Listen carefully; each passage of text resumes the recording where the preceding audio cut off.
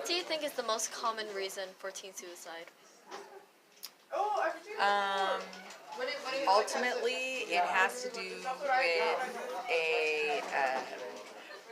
a long-term depression in which somebody is caught in a constant state of negativity due to either a biological function or something that's happening in their environment, such as like bullying or like a breakup or something to that effect.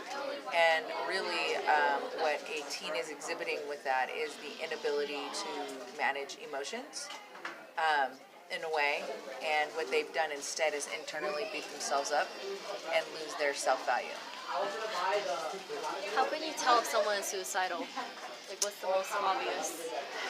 You see a change in behavior, um, and they withdraw the most. Um, it's not actually easy to see because there's a bunch of reasons why people withdraw, but it's very significant in the fact that I'm not going to catch somebody being suicidal unless I have a class like my health class, and I can see how they're writing and how they're talking, because usually they will talk about it.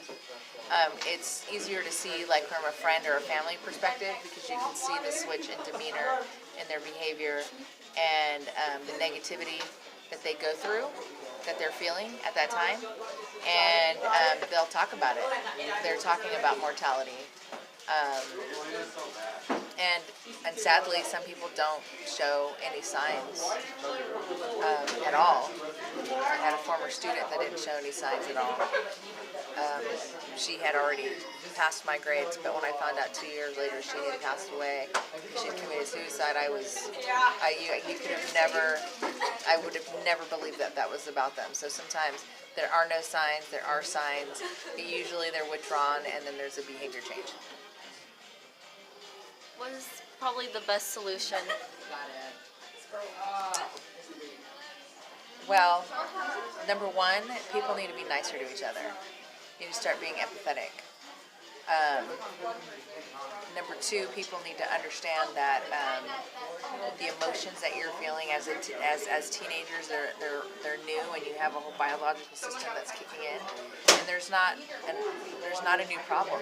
So you have to reach out, and you have to understand that you're developing tools. And number three, that the way that people respond, not everybody in the world is going to like you.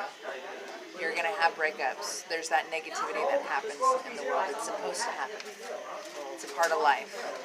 And you just need the skills to be able to deal with it.